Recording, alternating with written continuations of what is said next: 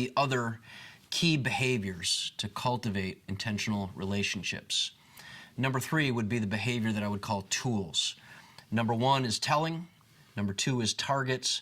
Number 3 is tools. And what I mean by tools is this. We provide in our church resources and pathways for individuals to engage God personally. Success in this behavior would require understanding that environments are not narrowly defined as only church programs in the four walls of the church that are planned by the staff or the leadership or the pastors.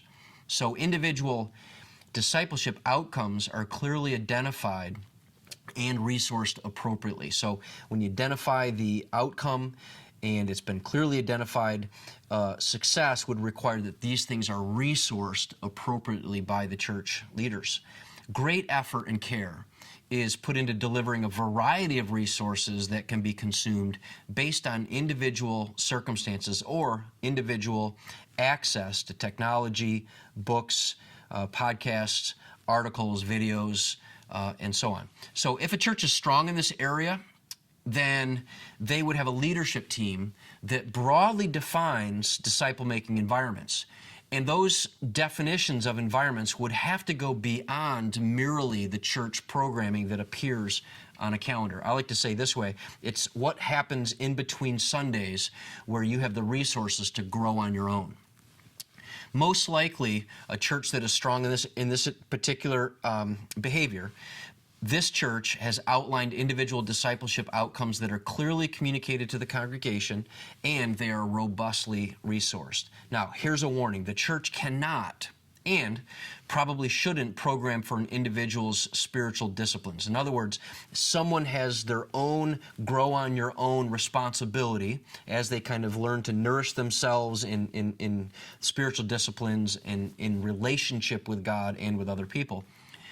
Those spiritual disciplines cannot be programmed for individuals, but the church can emphasize the need for them, regular spiritual habits and so on, and often offer resources, recommended resources, tools, ways in which they can be kind of accessed in this particular desired outcome. Now, if you're a church who is mediocre in this area, you may have a leadership team that has not clearly defined disciple-making environments and rely heavily on formal church programming. In other words, these things are planned by the staff, they are put on the calendars, and requires someone with a key to open the space and lock up the space, or to provide calendars to tell people when this particular aspect is occurring. Now, most likely your church encourages individual faith engagement, but if you're a mediocre in this particular behavior, you have yet to outline individual discipleship outcomes. What does it look like after these particular tools and resources are being used?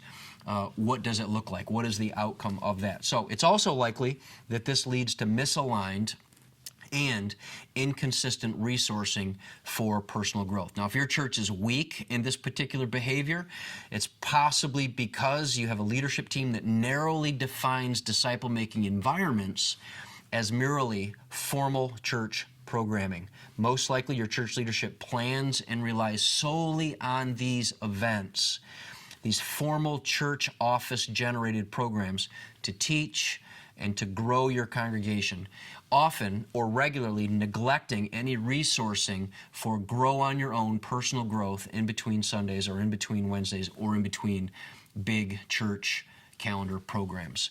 So that is one of the other character traits, one of the behaviors that helps cultivate intentional environments.